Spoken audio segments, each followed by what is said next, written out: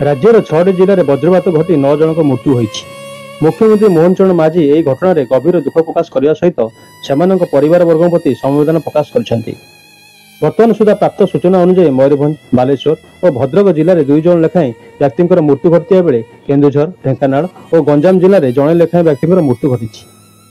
मृत वज्रपात जो मृत्युवरण कर प्रत्येक मृत व्यक्ति निकटतम आत्मीय को 4 लाख टका लेखाएं अनुकंपामूलक सहायता प्रदान करने को मुख्यमंत्री निर्देश देते। एसत मुख्यमंत्री आहत मानक आशु आरोग्य कामना करने सहित से चिकित्सा खर्च लगी राज्य सरकार बहन करेंगे।